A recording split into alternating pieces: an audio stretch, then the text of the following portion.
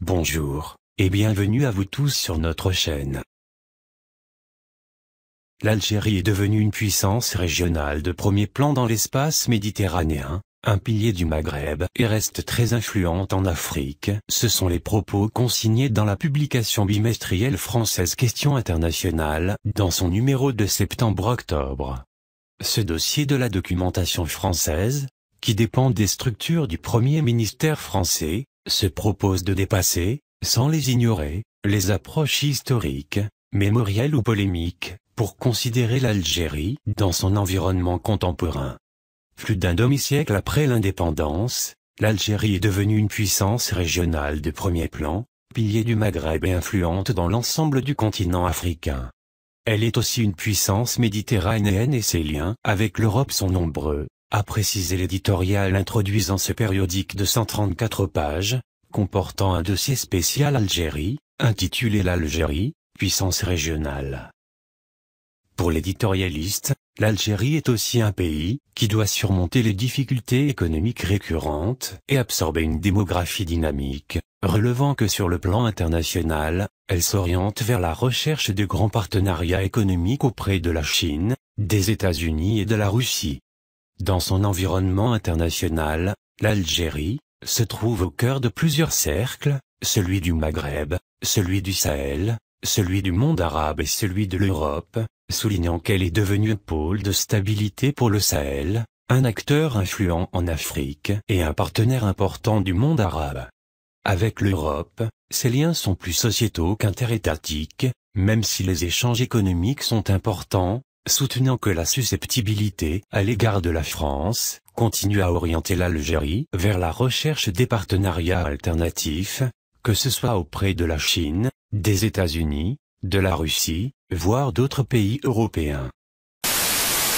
Plus grand pays d'Afrique, seconde population arabe après l'Égypte, deuxième armée du continent africain, 6500 km de frontières, un environnement régional exigeant constitué de menaces terroristes aux provenances multiples, l'Algérie a paradoxalement l'image d'un pays qui fait peu pour la sécurité régionale, alors qu'il s'agit de l'État le plus engagé. Regard sur ce pays, que des défis intérieurs-politiques, économiques, sociétaux et extérieurs maintiennent sous une pression permanente. Géopolitique, Marie-France Chatin. Bonjour et merci de nous rejoindre pour cette édition de Géopolitique consacrée à l'Algérie en partenariat avec la revue Questions internationales. L'Algérie, le plus grand pays d'Afrique, seconde population arabe après l'Égypte, deuxième armée du continent africain, 6500 km de frontières, autant dire une immensité, un environnement régional exigeant. L'Algérie est en effet enserrée par des menaces terroristes aux provenances multiples, Tunisie, Mauritanie, pays du Sahel subsaharien, Al-Qaïda au Maghreb islamique et Daesh qui s'implante en Libye.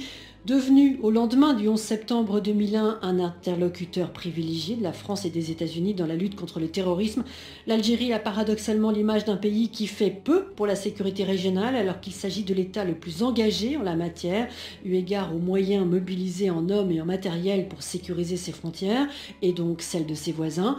Regard sur ce pays que des défis intérieurs, politiques, économiques, sociétaux et extérieurs maintiennent sous une pression permanente.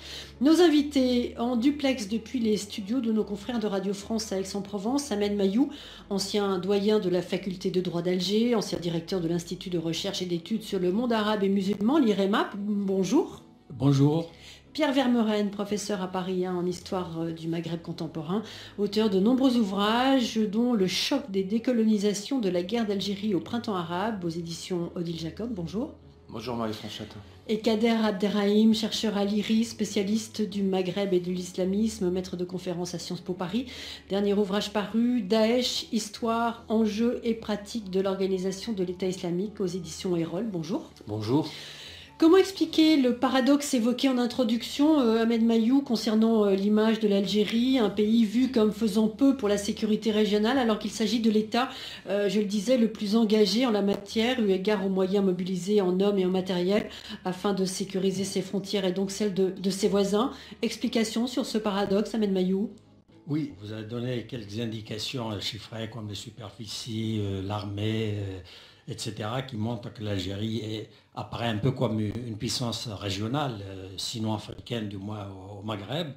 Est-ce que l'on attend trop d'elle? Est-ce que sa conduite dans ses relations internationales, aussi bien avec les pays africains qu'avec l'Europe qui intervient en Afrique, pose problème? C'est vrai que l'Algérie se maintient à une position bien classique, établie depuis très longtemps, de non-intervention dans les affaires intérieures des États. Et de ce fait, elle montre une très grande réticence, une prudence en tout cas, dès lors qu'il s'agit d'intervenir dans des pays étrangers, car elle a trop vu d'interventions qui se sont traduites par des catastrophes. La plupart des interventions dans les pays arabes nous ont menés où nous en sommes actuellement, où pratiquement le monde arabe est déstabilisé par les interventions étrangères. Je ne vois pas très bien ce qu'on peut lui reprocher en fait.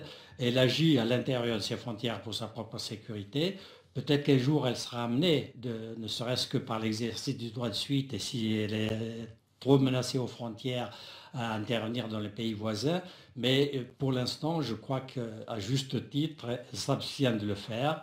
Et je crois que ce serait s'engager dans une aventure dont il est difficile de mesurer les conséquences.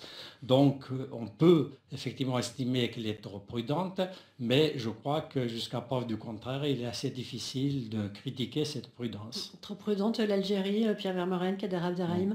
Pierre Vermeuren. Écoutez, on garde l'image de peut-être ceux qui disent que l'Algérie n'intervient pas, ou en tout cas ne se sent peut-être pas concernée, ou ne se sentirait pas concernée par la problématique du terrorisme. On garde peut-être l'image de l'Algérie des années 90, qui faisait front intérieur contre un ennemi très puissant. Bon, c'est vrai que pendant 10 ou 15 ans, les affaires intérieures ont primé sur tout. Alors on peut peut-être les rappeler, en tout cas ce contexte des années 90, Pierre Vermeuren, pour Oui, expliquer alors c'est ce qu'on appelle en Algérie la décennie noire. C'est une guerre civile finalement entre des franges islamistes très importantes qui ont décidé de prendre l'État et une armée, des services de sécurité et une grande partie de la population qui n'ont pas accepté cette prise du pouvoir. Donc ça a entraîné une guerre aux très nombreuses victimes. Alors il y a de moins en moins de victimes plus on s'éloigne, mais enfin c'est quand même plutôt autour de 200 000 morts. Donc c'est quelque chose de tout à fait considérable. Donc maintenant les choses ont changé. Et à l'époque, je m'excuse M. Vermeuren, à l'époque où l'Algérie se retrouvait seule dans cette lutte et où certes elle a commis un certain nombre d'actes qui étaient répréhensibles, mais où on en considérait que l'Algérie, on faisait trop pour combattre le terrorisme. C'est curieux, mais il fut un temps lui reprocher d'en faire trop pour combattre le terrorisme sur le plan intérieur. Maintenant, on lui fait le reproche inverse, on lui fait le reproche de ne pas intervenir ailleurs pour lutter contre le terrorisme. Absolument. Mais cela dit, aujourd'hui, les choses sont très différentes parce qu'on sait très bien que l'Algérie, d'abord, elle intervient depuis très longtemps dans le conflit avec le Maroc de manière indirecte, avec le Polisario. Donc, les affaires maghrébines et sahariennes, c'est une chose. Et de l'autre côté, surtout depuis les printemps arabes, il y a un rôle de stabilisation de la situation ou de protection en quelque sorte de la situation en Tunisie qui n'est pas très connue mais qui est incontestable, notamment parce que la Tunisie est confrontée à une menace terrible aussi et elle avait des services des forces de sécurité très faibles au départ, en 2011-2012. Et en Libye, on sait très bien aussi que l'Algérie suit de très près les affaires libyennes qui sont une menace que l'on se rappelle d'Ain Amenas. Forcément, l'Algérie se sent concernée directement, y compris sur son sol ou à travers certains de ses réseaux.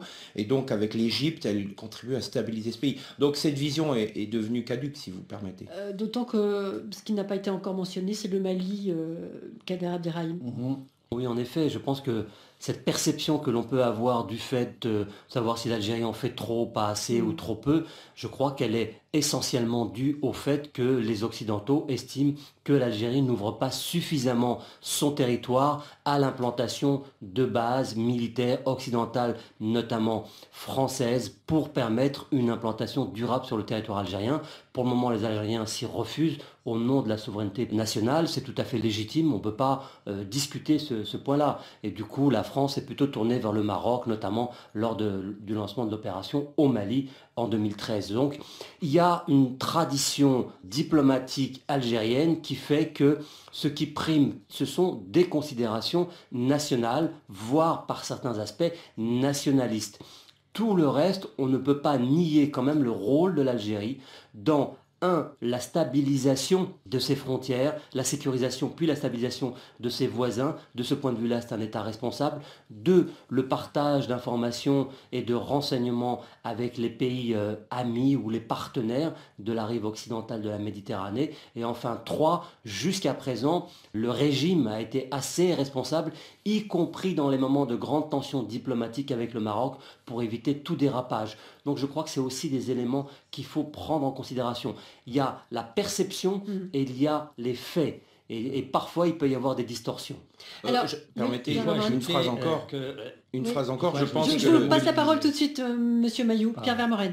Une phrase encore, n'oublions pas depuis 1995 au moins l'arrivée de Jacques Chirac, de Zeroual et de Pasqua à l'époque de la guerre civile. Et depuis, je pense que les choses se poursuivent de la sorte. Il y a une coopération sécuritaire très forte entre les services et les... On n'épilogue pas parce qu'on ne sait pas grand-chose, mais enfin c'est une évidence que la coopération dans la lutte contre le terrorisme est une affaire ancienne, durable, profonde, avec les États-Unis aussi et certainement d'autres pays. Ahmed Mailloux. Oui, je voulais dire également qu'il y a les actions sur le terrain. Une bonne partie des forces armées algériennes maintenant sont engagées le long de la frontière tunisienne, libyenne et malienne, parce que c'est de là surtout que vient le danger. Il y a eu donc une sorte d'allègement vers la frontière avec le Maroc pour reporter les forces et faire face à d'éventuelles intrusions et surtout pour stabiliser la frontière tunisienne. On sait que l'Algérie apporte un soutien assez fort pour faire en sorte que le seul pays où le printemps arabe s'est traduit positivement ne soit pas déstabilisé. Alors, je l'ai dit en introduction, 6500 km de frontières. On rappelle les voisins juste pour situer. Je pense qu'en radio, c'est important. Pays voisins de l'Algérie, Maroc, Mauritanie, Mali, Niger, Libye et puis Tunisie. Alors, on a commencé à l'évoquer depuis le début. Et Sahara occidental, même s'il y a le statut du Sahara occidental. L'Algérie est présentée comme un verrou contre le terrorisme.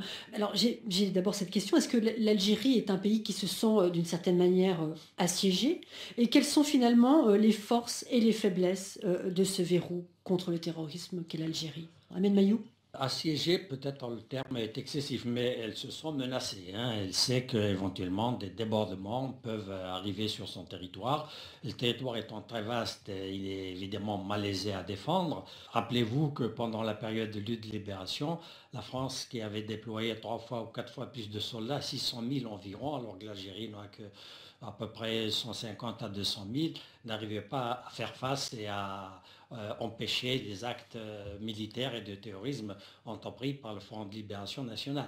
Donc c'est dire par conséquent qu'elle sait qu'à la fois elle a un rôle important et que le caractère vaste de son territoire lui offre un avantage, mais c'est aussi un inconvénient parce qu'il n'est pas évident de pouvoir défendre un territoire aussi vaste. Comme vous l'avez signalé, depuis la scission du Soudan, c'est le plus grand pays d'Afrique. Pierre Vermeuren. Oui, je crois qu'il faut avoir aussi une vision internationale, c'est-à-dire qu'il y a la question du territoire, évidemment, mais il y a la question de la diaspora et des réseaux très complexes. Alors, on ne parle pas beaucoup du rôle des jeunes Algériens ou des jeunes gens d'origine algérienne au Moyen-Orient dans le conflit syrien, mais il est évident que malgré tout existe, notamment en Europe, des connexions très complexes. Ce n'est pas la question de la défense d'un territoire, ça c'est une chose. Que je sache, l'État islamique n'a pas attaqué ce pays. En revanche, évidemment, des réseaux migratoires, des réseaux informatiques, des réseaux très complexes dans toute la Méditerranée occidentale et de la Méditerranée en général sont une forme de champ de bataille. L'Algérie est un pays fort, elle l'a prouvé dans les années 90, elle a montré sa détermination absolue à ne pas tomber dans l'orbite qu'on voulait lui faire prendre. Donc elle est de ce fait un ennemi. Elle est un ennemi pour tout un tas de gens et de groupes au Moyen-Orient. Ils n'ont pas l'opportunité de la frapper. Ils ont eu une fois l'opportunité à In Amenas et au Sahel parfois. Voilà, donc c'est pourquoi la coopération ne se pose même pas. Elle est évidente, obligatoire, indispensable et elle va durer longtemps. La question, je me tourne vers vous, Kader Abderrahim, de la participation d'Algériens dans le conflit syrien. Oui, alors on sait effectivement qu'il y a un certain nombre d'Algériens. Bon, alors moi je cite jamais de chiffres parce que c'est toujours sujet à caution et il peut y avoir des manipulations. On a entendu des chiffres au début du conflit extrêmement importants. Aujourd'hui, on est revenu à des situations peut-être un peu plus mesurées. En revanche, on sait que ce sont les Tunisiens qui constituent le premier contingent de combattants étrangers dans les rangs de Daesh. Ce ne sont pas les Algériens qui viennent plus loin après les Marocains. Donc, Il y a aussi, je pense, à la fois dans la société algérienne, une vision de ce qui est en train de se développer dans le monde arabe qui est avec beaucoup de recul et en même temps je pense qu'il y a eu aussi de la maturité par rapport à toutes ces questions-là. Et j'ajoute quand même que même dans les années 90, des années qui ont été fratricides et terribles, y compris d'ailleurs les terroristes des GIA, ne se sont jamais attaqués au patrimoine économique de l'Algérie. Ils avaient une vision nationale, pas internationaliste. Ils n'ont pas cherché à exporter. Bon, en dehors des attentats en France, parce que la France était concernée et impliquée, les Algériens n'ont jamais cherché à exporter le conflit, je ne sais pas, en Libye, en Tunisie, au Maroc, comme ils auraient pu le faire. C'était une guerre interne entre le régime et les groupes armés. Mais je pense que la question qui est posée aujourd'hui à l'Algérie, on est quand même dans un momentum historique où il y a des recompositions stratégiques importantes qui sont en cours. On ne voit pas bien encore tous les contours ni quelle forme cela prendra. C'est la question des alliances pour l'Algérie aujourd'hui.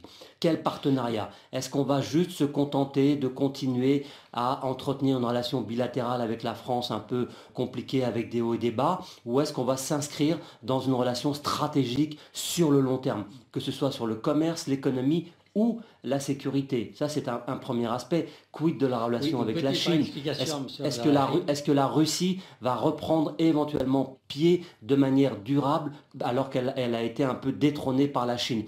À court terme, par exemple, est-ce qu'on va assister à une stabilisation de la relation avec le Maroc, par exemple, qui obère toute perspective d'intégration régionale? Voilà, ce sont toutes ces questions-là qui me paraissent aujourd'hui fondamentales, pas seulement pour l'avenir de l'Algérie, mais aussi pour l'ensemble de la région, parce que notamment avec le Maroc, on assiste à une dégradation assez inquiétante. Alors, Kader Abderrahim a ouvert une multiplicité de pistes, Ahmed Mayou. Je ne sais finalement pas par laquelle commencer dans cette recomposition des alliances.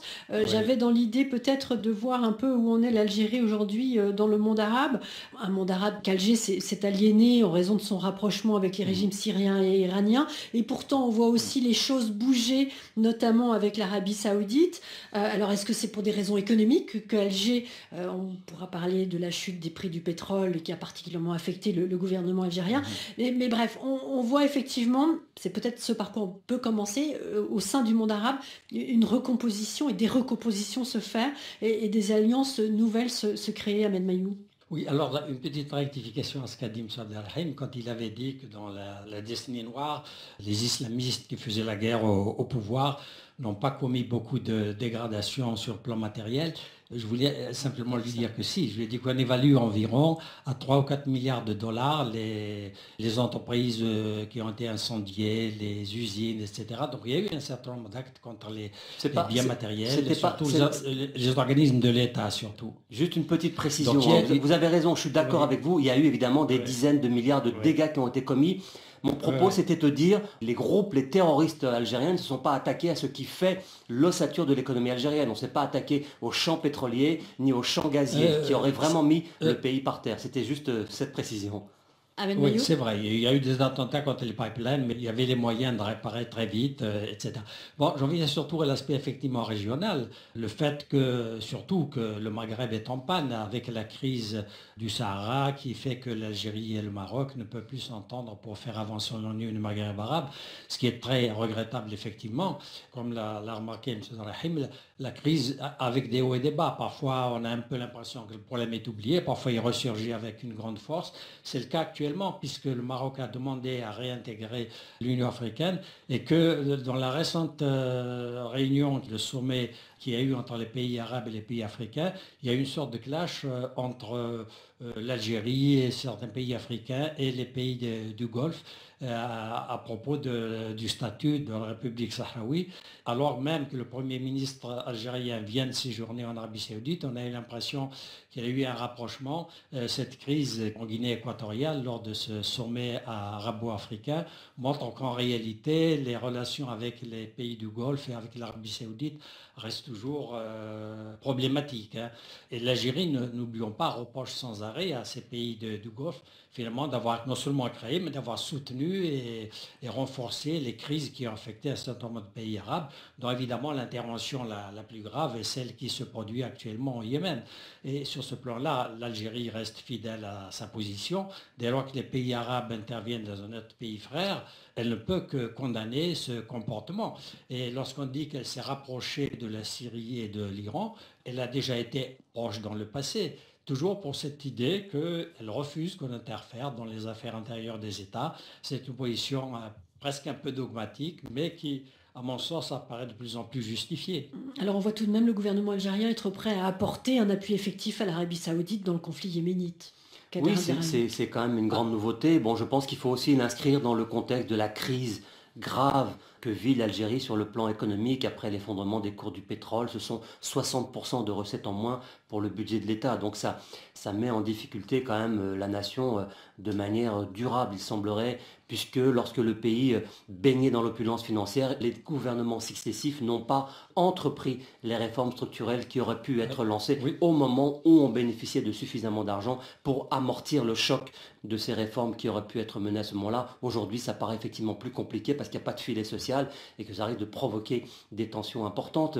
Quand même, dans cette relation compliquée de l'Algérie en réalité avec elle-même sur la question diplomatique, j'ai pas de problème avec les dogmes et avec les principes, c'est important. Je voudrais juste relever un paradoxe. L'Algérie a à sa tête depuis plus de 15 ans maintenant un homme, Abdelaziz Bouteflika, pour lequel les arcanes diplomatiques internationales n'ont pas de secret. Et en réalité, on vit un statu quo alors que nous vivons des accélérations successives et on ne voit pas de recomposition ou de nouvelles réflexions sur ce que pourrait être la nouvelle doctrine diplomatique de l'Algérie compte tenu des bouleversements que nous avons vécus depuis moins de 10 ans et dans cette nouvelle accélération. C'est quand même la première fois dans l'histoire contemporaine que des conflits du Moyen-Orient, avec l'implantation et le développement d'une organisation terroriste comme Daesh, ont des répercussions directement au Maghreb, puisque aujourd'hui Daesh est implanté en Libye et, même si c'est marginal, également en Tunisie. Donc il est important pour l'Algérie de mener cette réflexion sur le plan diplomatique pour voir quel avantage il pourrait tirer d'une nouvelle recomposition stratégique. Alors on poursuivra dans la deuxième partie de l'émission. Je sais que Pierre Vermeuren voulait prendre la parole. Je la lui donne en redémarrant la deuxième partie de l'émission. Géopolitique, nous retrouvons Ahmed Mayou, Pierre Vermeuren et Kader Abderrahim dans quelques instants. À tout de suite. Sur l'actualité, prenez Géopolitique, Marie-France Chatin. Géopolitique, regard sur l'Algérie pour cette émission réalisée en partenariat avec la revue Questions Internationales. Nous retrouvons nos invités en duplex depuis les studios de nos confrères de Radio France à Aix-en-Provence. Ahmed Mayou, ancien doyen de la faculté de droit d'Alger, ancien directeur de l'Institut de recherche et d'études sur le monde arabe et musulman, l'IREMAM. Pierre Vermeuren, professeur à Paris 1 en histoire du Maghreb contemporain, auteur de nombreux ouvrages dont Le choc des décolonisations de la guerre d'Algérie au printemps arabe aux éditions Odile Jacob, et Kader Abderrahim, chercheur à l'IRI, spécialiste du Maghreb et de l'islamisme, maître de conférences à Sciences Po Paris, auteur de nombreux ouvrages et le dernier paru, Daesh, histoire, enjeux et pratiques de l'organisation de l'État islamique aux éditions Erol. Pierre Vermeuren, nous avons terminer la première partie de l'émission avec Kader Abderrahim qui évoquait le statu quo et qui place l'Algérie dans une situation finalement atypique dans son environnement régional. Statu quo en termes de politique étrangère. Vous savez, l'Algérie est dirigée par effectivement Abdelaziz Bouteflika depuis 1999, mais il était déjà quasiment numéro 2 du régime au tout début des années 60.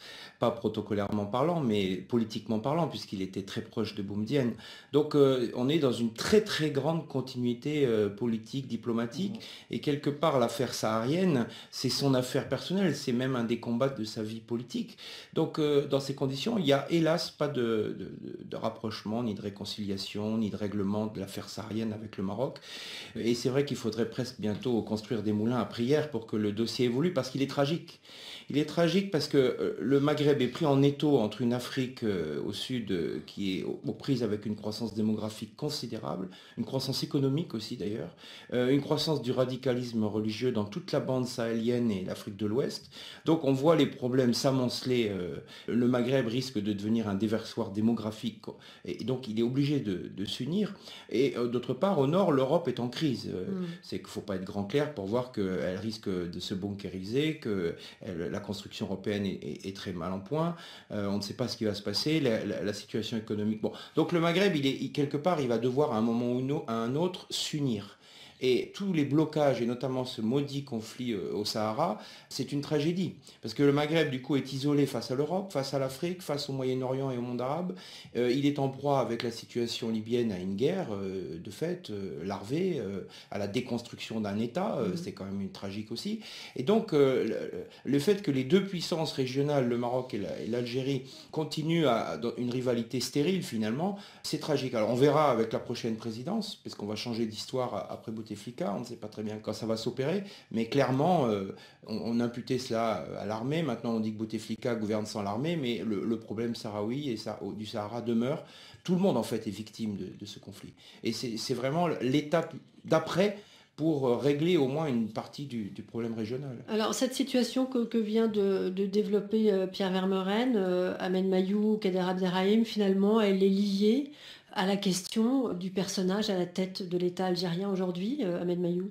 Sans doute qu'il y a un problème de disponibilité, effectivement, et de visibilité de la politique extérieure algérienne. Le chef de l'État ne s'exprime presque plus. Ça fait 3 ans qu'il n'a pas adressé la parole à son peuple. Il a été élu sans avoir jamais fait de discours à la population.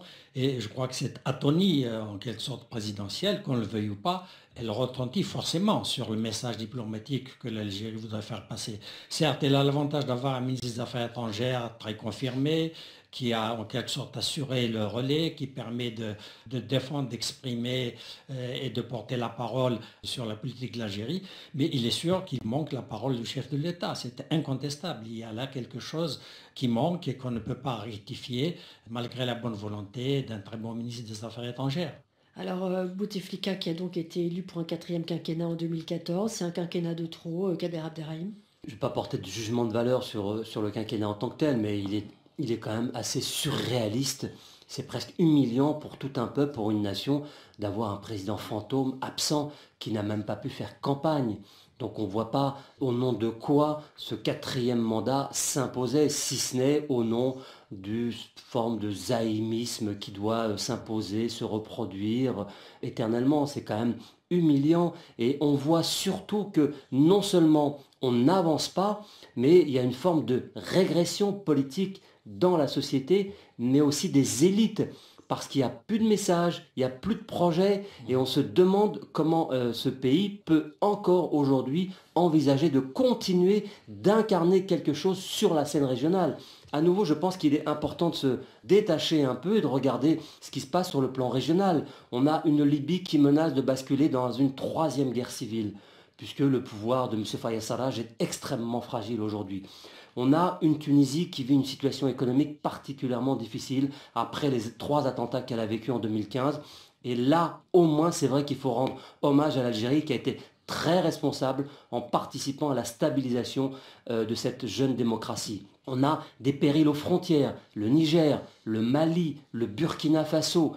On se regarde en chien de faïence avec le Maroc, une Mauritanie qui est toujours sur le fil du rasoir. Et on se dit, comment est-il encore possible qu'à l'intérieur même du sérail, personne ne réagisse en Algérie en disant « ça suffit, les menaces sont partout et donc il faut qu'on réagisse ». En plus, l'Algérie a les moyens de réagir. Elle a les moyens d'incarner quelque chose de différent sur le plan régional. Alors que chez le voisin marocain, il n'y a pas de statu quo. On est dans le dynamisme de nouvelles relations qui sont en train d'être tissées sur le plan diplomatique et commercial avec la Russie et la Chine. Le Maroc s'est réapproprié sa profondeur stratégique africaine. Donc les Marocains n'ont pas attendu et n'attendent plus d'ailleurs cette intégration maghrébine qui est absolument indispensable pour l'avenir de l'ensemble des peuples et de ces pays. Donc le Maroc a décidé de réviser sa position sur ce plan-là et en se disant éventuellement que si l'Algérie s'ouvre, ce sera une très bonne nouvelle. Mais elle n'attend pas. Alors on peut se poser la question. l'Algérie attend quoi? Alors, je voudrais rebondir et Ahmed Mayou, je vous passe la parole. Finalement, ce que vient de dire Kader Abderrahim me donne ce constat. La situation de politique intérieure algérienne, finalement, est-ce qu'elle ne bénéficie pas au Maroc? Point d'interrogation. Est-ce que c'est important aussi? Mais surtout, sur le plan intérieur, personne ne réagit. Kader Abderrahim l'évoquait. Que fait l'opposition? Quelles sont les forces en présence au sein du système algérien qui expliquent finalement cet immobilisme, Ahmed Mayou? Oui, alors à un moment donné, j'ai perdu le son, donc j'ai perdu quelques éléments sans doute du débat, mais je reviens sur effectivement le fait de dire qu'il n'y a pas de réaction d'Algérie. Si, il y en a, et notamment du côté des opposants, ils critiquent évidemment cette absence du chef de l'État, et leur préoccupation, c'est de dire non seulement il a fait un quatrième mandat qui était inutile, mais qui n'a pas préparé la relève, et qu'on ne sait plus à un moment ou à un autre, il faudra bien se préoccuper des élections futures et du futur président, et que pour l'instant, rien n'est prévu pour assurer une succession, ou du moins pour que cela se passe dans les meilleures conditions. Donc l'opposition critique, mais c'est vrai, sa voix n'est pas tellement audible. C'est vrai que du côté de l'opinion publique, elle ne porte pas son attention sur les affaires internationales, en dehors des menaces aux frontières à laquelle elle est sensible, mais cela ne va pas au-delà. Au niveau de l'opinion publique, elle est plus préoccupée par les problèmes internes, par la chute des prix du pétrole et du gaz et d'autres préoccupations au quotidien. Le fait est là, effectivement, on a un peu l'impression qu'il y a une sorte de blocage de l'action internationale de l'Algérie à raison de tous ces éléments. Quant à l'affaire du Sahara occidental, il ne faut pas oublier qu'en fait, par-delà les positions dogmatiques de part et d'autre, notamment de la part du Maroc et du soutien qu'il obtient auprès notamment de la France et des États-Unis, il y a là aussi une responsabilité des grandes puissances dans le blocage de la question saharienne qui bloque les Nations Unies, qui bloque le Conseil de sécurité. Parce que malgré tout, l'Algérie fait preuve de souplesse en ne cherchant pas à rallumer le conflit armé entre le Front Polisario et le Maroc. C'est même le contraire, elle fait tout pour que rien ne se produise qui pourrait déstabiliser les relations entre l'Algérie et le Maroc. Mais le fait est là, c'est qu'il y a un dossier qui est bloqué, sans doute par la faute des deux pays, mais surtout et aussi par la faute des grandes puissances. Sur la question du Sahara, quand même, je pense qu'il faut qu'on se dise deux choses très simples.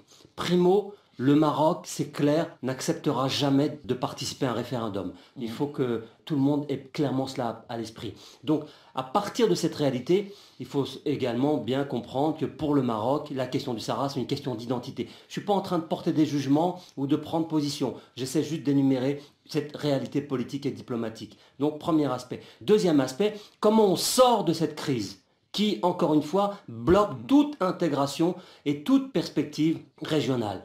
Soit une négociation directe entre les deux pays concernés, Algérie et Maroc, clairement, soit par l'intermédiaire des Nations Unies ou, comme vient de le souligner Ahmed Mayou, de la France, des États-Unis, enfin bref, de tous les pays qui ont intérêt à ce que cette région du monde continue à maintenir une stabilité. C'est important pour les intérêts d'abord des Maghrébins, mais également pour les intérêts de la France et des États-Unis. Donc le débat, il est très simple aujourd'hui. Compte tenu du contexte régional et international, personne n'a intérêt à voir l'émergence d'un micro-État dont la viabilité pourrait faire naître des appétits nouveaux. Et on n'a pas intérêt à ajouter de l'instabilité ou de la confusion à une confusion régionale qui est déjà très importante. Mais alors justement, toujours à propos du Sahara occidental, qu'est-ce qui finalement pourrait faire bouger les positions des uns et des autres, Pierre Vermeuren? Je suis absolument d'accord, c'est l'affaire des Maghrébins. C'est l'affaire du Maroc et de l'Algérie. C'est un conflit de guerre froide qui est né quand Giscard d'Estaing venait d'être élu président de la République. En 1974. Donc, on est en 2016, c'est surréaliste, ça ne sert à rien, tout le monde est perdant. Voilà, la communauté internationale, elle accepte de payer chaque année son écho.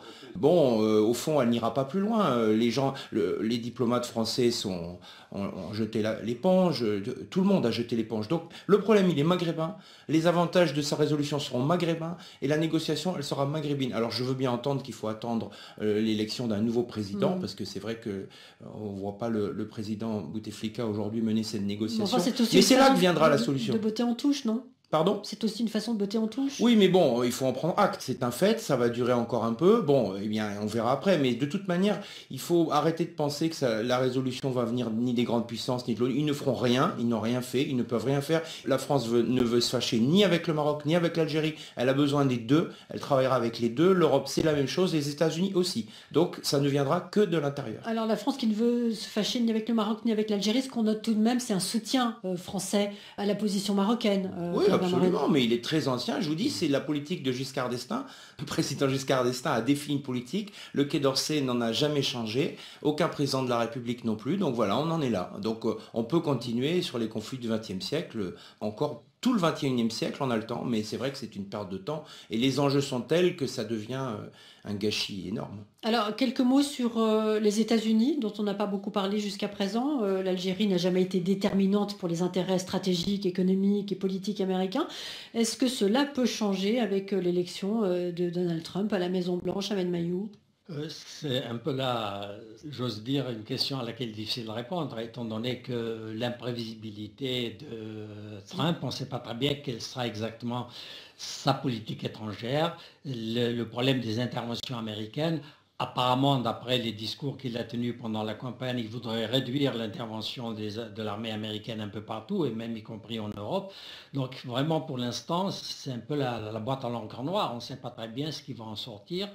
Et on peut supposer simplement que par réalisme, il ne va sans doute pas aller jusqu'au bout de tout ce qu'il a dit pendant sa campagne électorale, que la réalité, elle est là, le monde, il est tel qu'il est, qu'il faudra bien mettre un peu dans son vin, et que l'Amérique continuera à être présente, sans doute moins qu'avant, et cela va déterminer sans doute un nouveau paysage de la politique américaine et de ses conséquences, non seulement pour les États-Unis, mais pour les autres pays.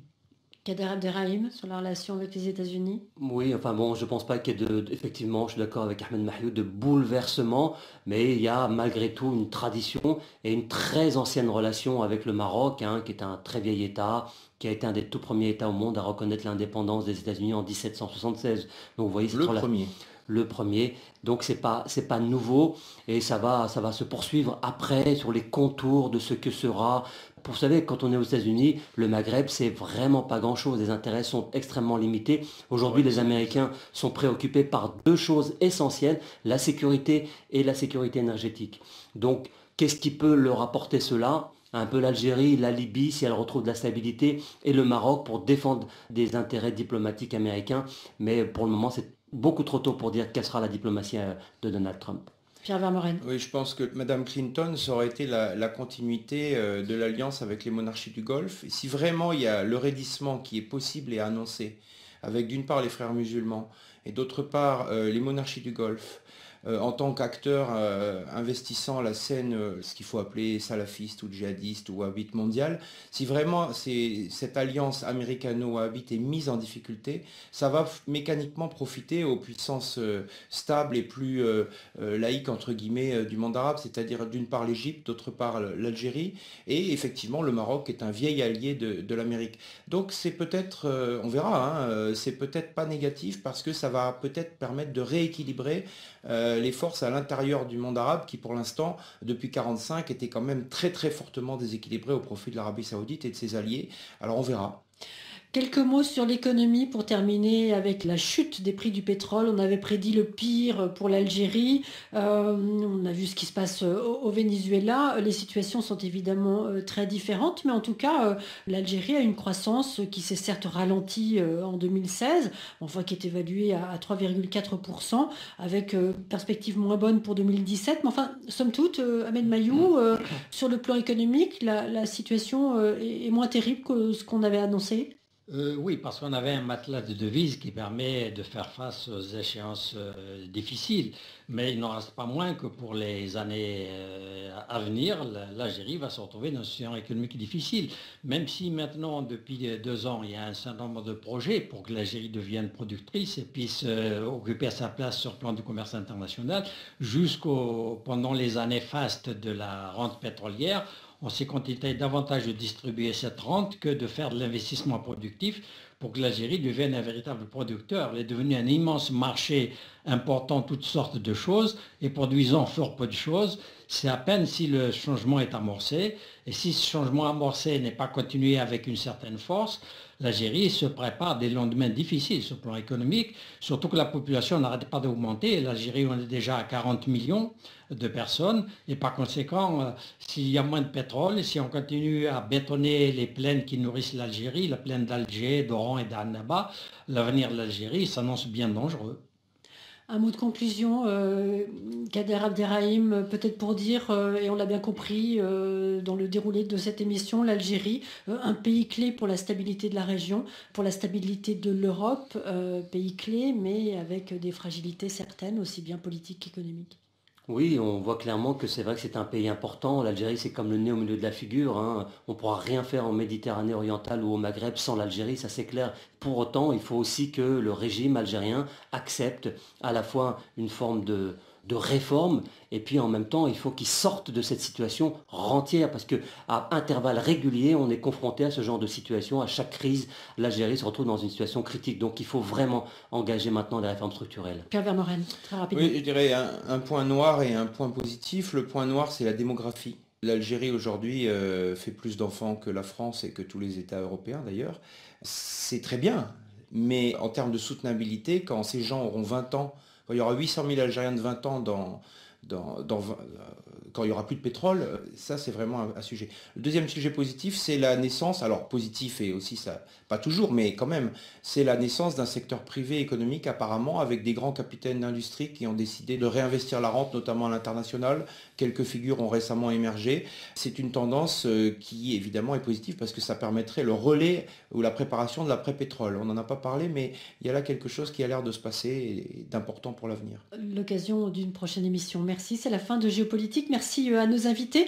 Ahmed Mayou qui était en duplex depuis les studios de nos confrères de Radio France à Aix-en-Provence que nous remercions. Ahmed Mayou qui est ancien doyen de la faculté de droit d'Alger et ancien directeur de l'Institut de recherche et d'études sur le monde arabe et musulman, l'IREMAM. Merci aussi à Pierre Vermeuren, professeur à Paris en histoire du Maghreb contemporain, auteur de nombreux ouvrages dont Le choc des décolonisations de la guerre d'Algérie au printemps arabe aux éditions Odile Jacob, et Kader Abderrahim, chercheur à l'IRI, spécialiste du Maghreb et de l'islamisme, maître de conférence à Sciences Po Paris, dernier ouvrage paru, Daesh, histoire, enjeux et pratiques de l'organisation de l'État islamique aux éditions Erol.